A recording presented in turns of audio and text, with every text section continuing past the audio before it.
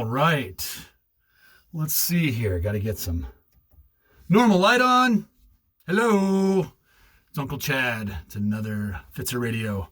That was Corey's beat. Corey and I have been messing with the keyboard a little bit here and get a little bit like...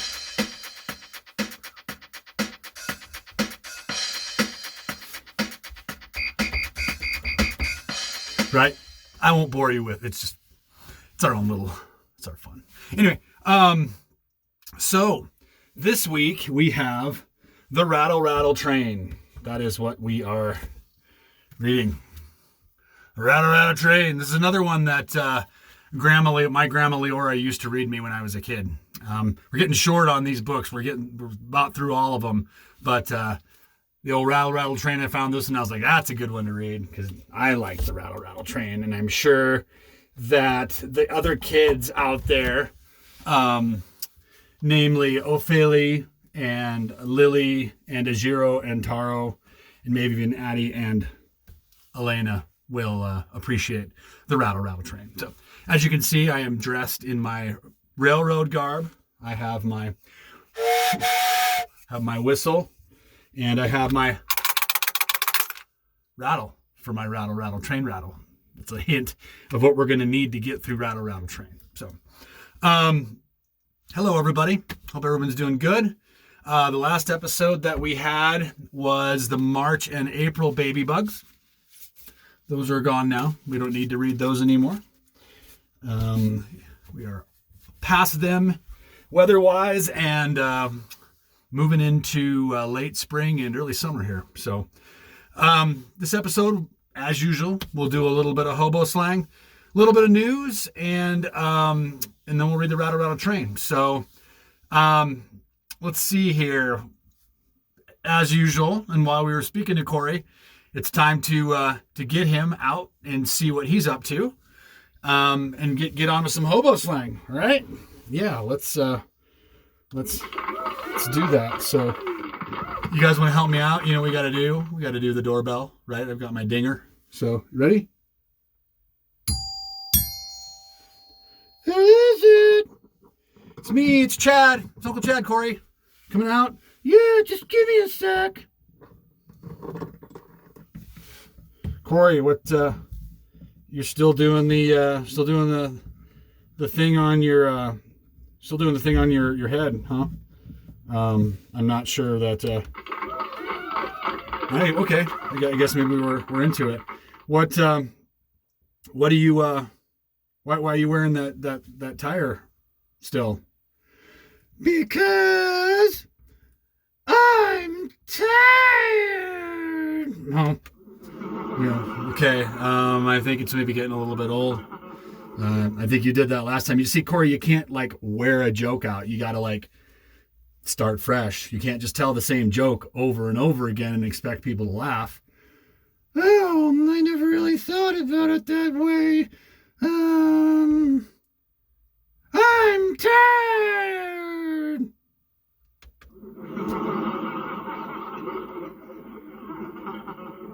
They're just laughing to make you feel good at this point. Do you want me to take it off because you kind of look ridiculous? Yeah, I guess so. If it's that big of a distraction. No, okay. Let me. So lift it off your. It's on pretty tight. There we got it off. You can keep that tire, Corey, and it's funny, see, but you have to have a new audience every time. If you're going to be a stand-up comedian, you have to like know that audience has really never seen that joke before, because if you keep doing the same one over and over again, it's not funny. Okay, well, I learned something today, that's for sure. Well, okay, good. So Corey. Yes, Chad? Hobo slang. Yeah, let's do some more hobo slang. That's really, really fun. Yep. Okay, good. I got a little bit of a surprise for you. Ooh, I love surprises. Okay. You'll see when we get into the middle of this. Like, I'll show you what my surprise is. Okay. All right. I guess I can wait. Perfect. Okay, well, let's get to it. Let's see here. And I always said I'm not going to put my head down and read my list because it's rude. So I'll bring my list up here, Corey. Okay, we always do 10 of these. So we're going to do 10. And we're kind of in the middle of the bees. We got a long way to go, which means hopefully that we'll do lots and lots of Fits Radios. So what do hobos call the big smoke, Corey? What do hobo language, what is the big smoke mean? A lot of them seem to have cigars, so like, is it a cigar that they found on the ground? You know what? I think that's actually a pretty good idea, or a pretty good guess. Because your typical hobo does have a cigar in their mouth when you see them a lot of times. But as we know, there's Angelinas with your kids, and you got probably old hobos, old bows, or whatever they call them. And maybe they don't all smoke cigars. Maybe that's kind of a bad assumption. Do you have another guess, or you want me to just tell you? I think maybe you ought to just tell me, because I don't really know this one. Okay. All right. So the big smoke in hobo slang is Pittsburgh. Pittsburgh. You really expected me to be able to know that? No, I didn't, Corey. I just going down the list, Maybe next one. Okay, so big smoke, Pittsburgh. Anyway. All right, so here's your surprise. All right, what's my surprise? So first let me ask you, do you know what Big Rock Candy Mountain is? No, I don't know what Big Rock Candy Mountain is. Okay. Well, you ever seen like a pile of corn, like on the outside of a grain elevator in Iowa? Like where you're from, where there's a lot of corn. Pile of corn? No, no. Well, okay, forget it. That's why I knew I was going to have to do this. So, the Big Rock Candy Mountain is actually a song. And when you hear some of the lyrics, maybe you'll know what it is, okay? Are you ready for this? Yeah, let's do it. So maybe, should I do a metronome? Should I do a metronome? I don't know. Maybe I should do my beat and let me see if that'll work for your song. Okay, we'll do your beat first. Ready? Corey, right? This is what we practiced before. I'm just a little shy. Well, come on, let's see it.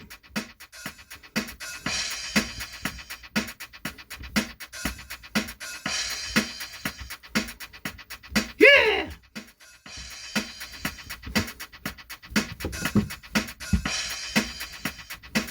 Here you go, Corey.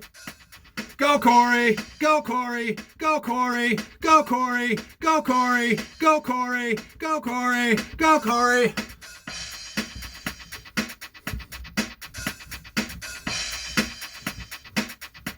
Not bad. So now let me think. I'm going to try and figure out whether or not... You just keep doing what you're doing. I'm going to try and figure this out.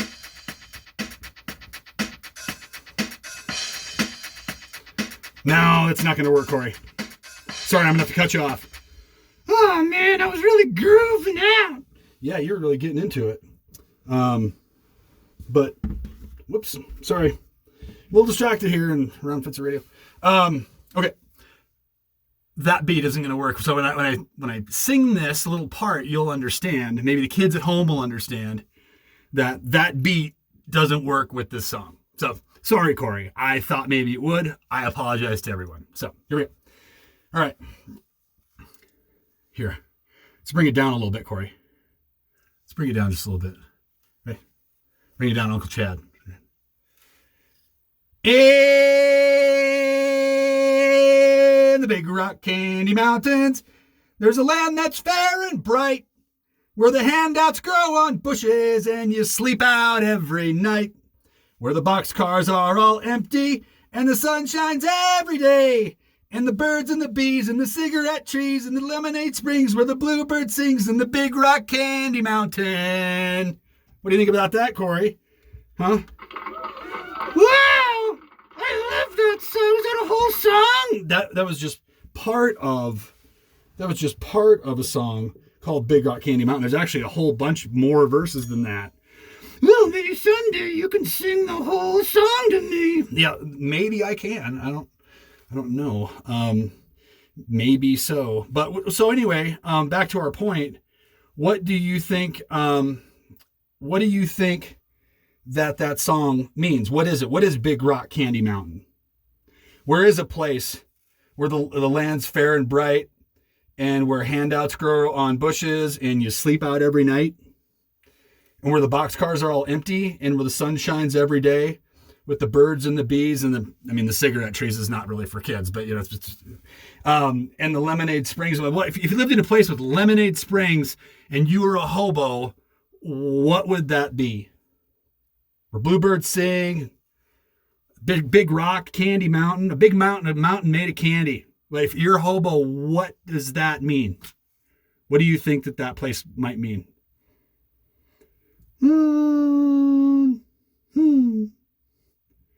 Let me think. Hobos. Cigarette trees. Lemonade springs. Is it the hobo paradise? Wow! Holy Hail Mary, Corey. Yeah, that's exactly what it is. Look at you. You're all smart. That's great, Corey. So, yeah, that's the hobo's paradise. It's Big Rock Candy Mountain. Look at Corey. Wow. Okay. I told you I was on the ball. Yeah. Okay. All right. Okay. So let's go to number 3. What's the big town? We've already talked about this one once before. What's the big town? What would that mean? What would a hobo who's riding around on the railroad? What's the big town in the United States of America? New York City? Yep, that's right. That is right. New York City, or not just New York City is the biggest city by population, but the biggest railroad town. Another acceptable answer, Corey, would have been Chicago. Oh, yeah, right, Chicago. That's not that far from Iowa. No, it's not. Okay, so as we move on, what's a bindle?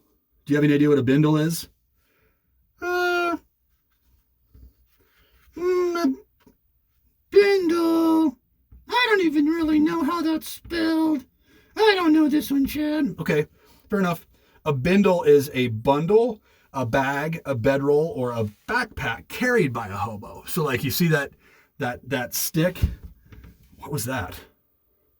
You know, like they have that stick on their stick on their. What in the world? Who's the? Whoa! Look who it is! If it isn't old Board. Board, you're kind of a stick. Oh my God! Wow, he didn't like that. Wow, dude, you're like, you need to settle. Holy mackerel, Corey, do you see this? Yeah, that's Board. He's crazy. Yeah, you gotta take care of things around here. Get him, Chad. No, Corey, it's not a fight. Jeez. All right. So if I were a hobo here, Board, can you just use it for a second? Jeez.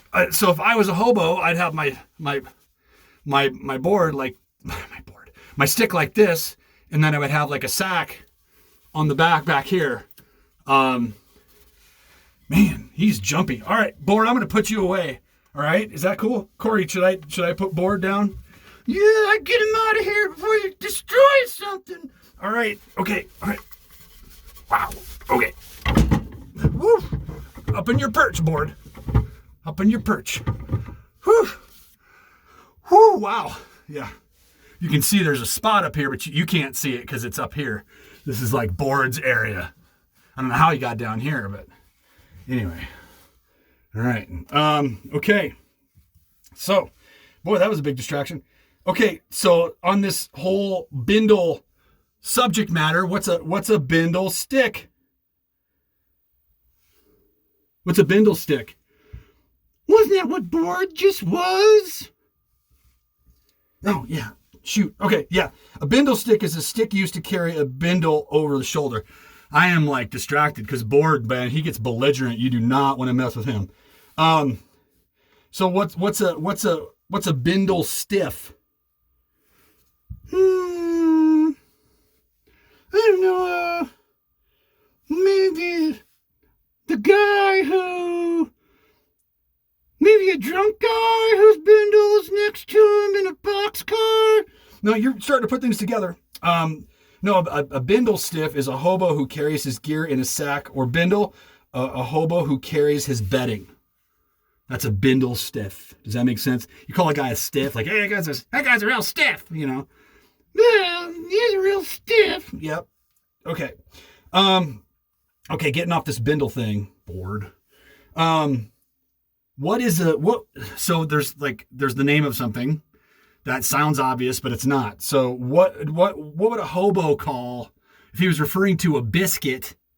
Not a biscuit, not like he's going to eat a biscuit, but what is a biscuit in hobo slang, Corey? A biscuit.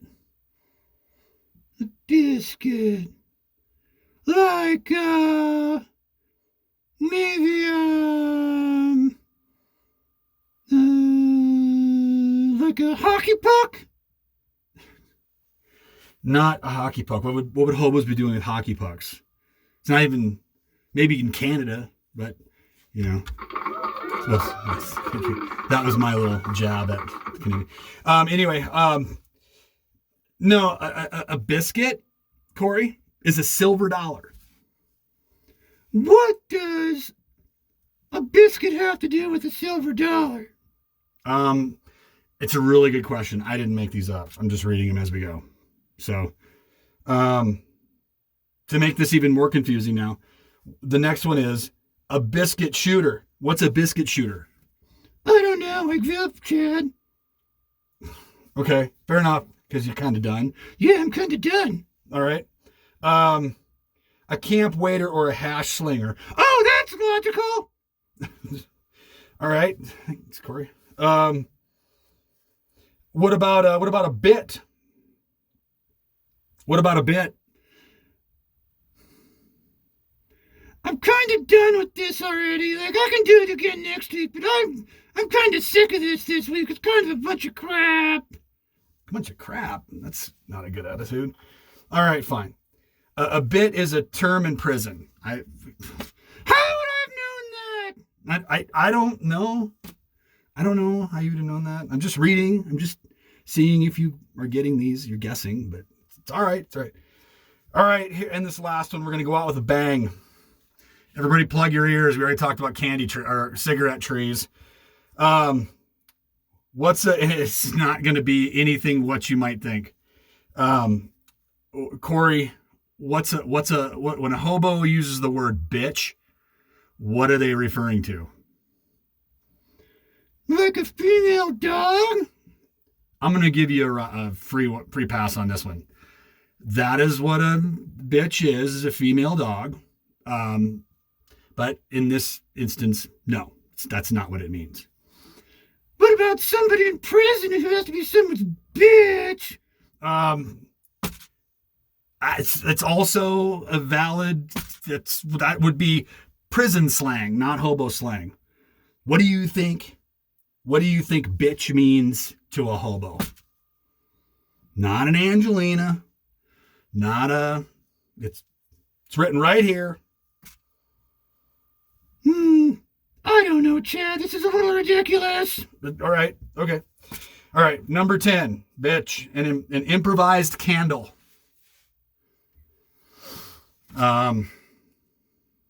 Yeah. I think maybe we're getting a little long on the A little bit long on the hobo slang. Yeah, it's fun when it's like stuff about railroads and, towns and Big Rock Candy Mountain, but it's not that fun when you're using terms like biscuit and bitch, and those aren't your words that have meanings. How am I supposed to know what hobos say about stuff like that? I don't know, Corey. I don't know. But it is interesting. Hobos have this whole vocabulary. Like that's the way they talk. So what are you gonna do? Right? Okay, we're done. We're done with hobo slang for the week. We're done. Everybody can laugh at Uncle Chad. Yeah. Uncle Chad's just a big old fool. So all right. Let's see here. What else we got? We got some family news. So we were going to say, Corey, you know whose birthday it was? This is a little bit late. Today's not May 1st, but you know whose birthday it was? No, whose birthday? If I'd have gotten this done yesterday, we would have had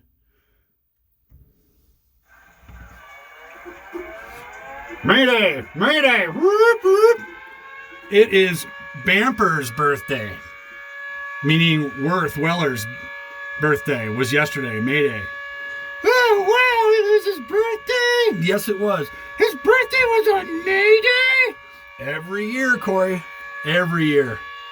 Wow, happy birthday, Worth. Happy birthday, Worth. So, okay, we'll shut that down and go back to normal. So a little bit of animal news. Dottie is completely settled. There's still a tiny bit of hissing going on, inside the garage, but they're kind of like, they're getting a lot closer. And now Dottie's got her own places to stay. She goes outside and they're now going to the cat bathroom outside. No more poop and pee in the garage like we were getting from Bob. Yeah, it really stunk in here when Bob was alive. Yeah, because Bob was old and Bob was like, forget it. I'm just going to go where I need to go. And there was like things happening in the garage and those are now over. So there are some benefits to moving on. I will say that. So, so a little bit of railroad news while we're talking. Corey, I was reading this book about model railroad signaling. Yeah, I know you're reading that book.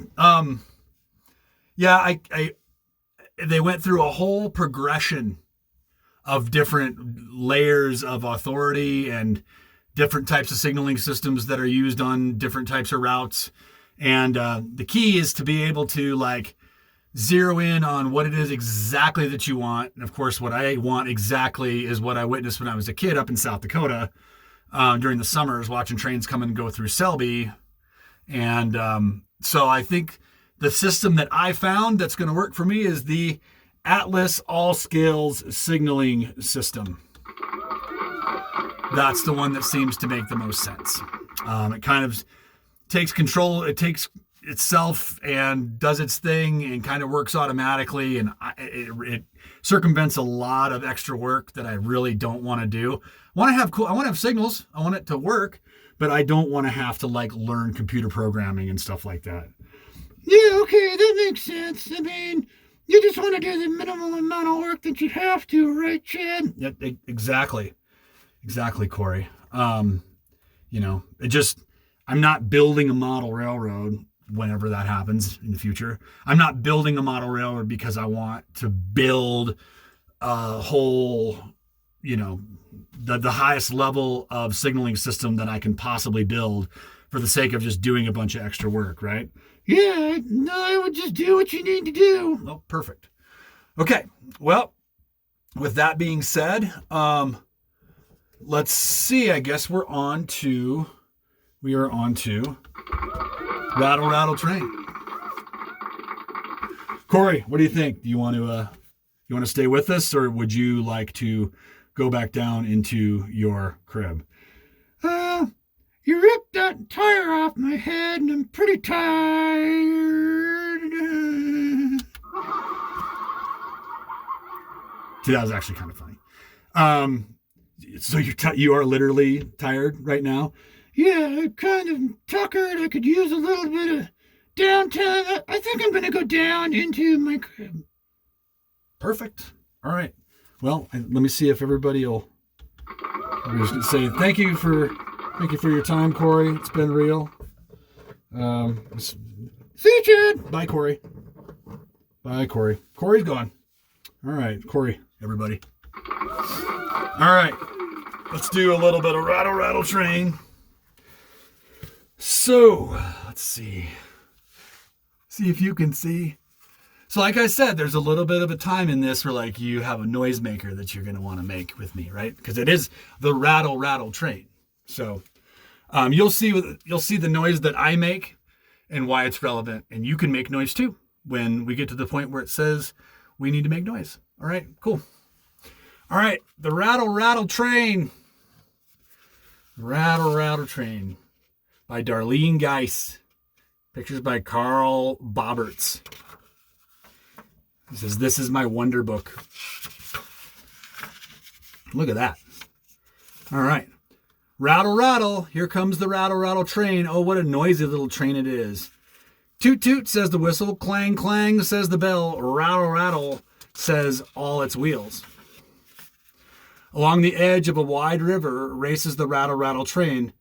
A boat on the river whistles at it. Toot, stop and rest a bit.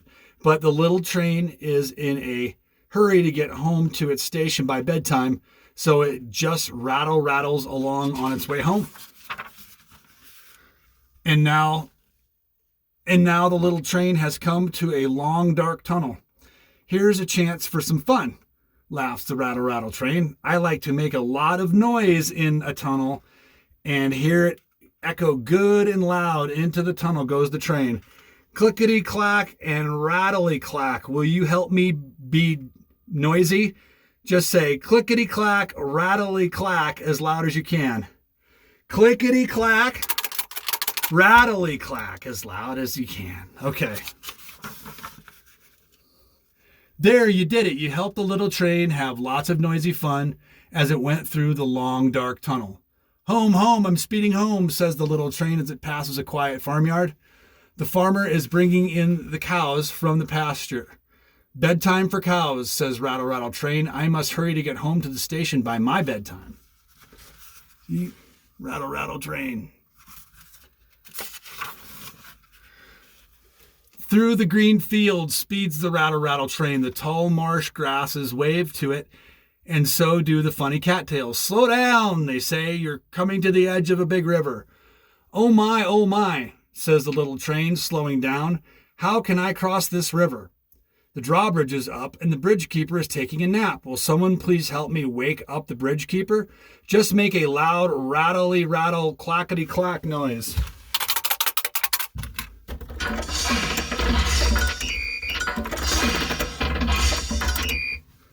Think that'll work? We gotta go. Bridge keeper! That'll get him up. There, you did it. You helped wake up the sleepy bridge keeper. He has let down the drawbridge, and now the rattle, rattle train is clattering over the bridge. It is crossing the river with a fine, loud, rattledy clatter. Home, home, I'm speeding home, says the little train. Across the fields and in some houses, lights are going on. The windows shine like golden fireflies in the evening dusk. Oh, says the little train as it turns on its lights. I hope I can get home to the station by my bedtime.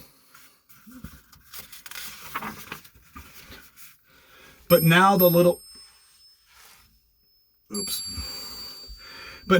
train is starting to climb a long hill. There are cozy houses on the hill. In one house, a mother is tucking her children into bed and kissing them goodnight. Bedtime for boys and girls, yawns the rattle, rattle train. I must hurry to get home to the station by my bedtime. And it rattles along on its way up the hill. But oh my, the hill is becoming steeper now. Much steeper. The rattle Rattle Train is having a hard time climbing up the steep hill. Will someone please help me climb this hill by saying rattle-a-rattle, clackety-clack very loudly and fast? Asked the little train. I do want to get home to the station by bedtime. Anybody?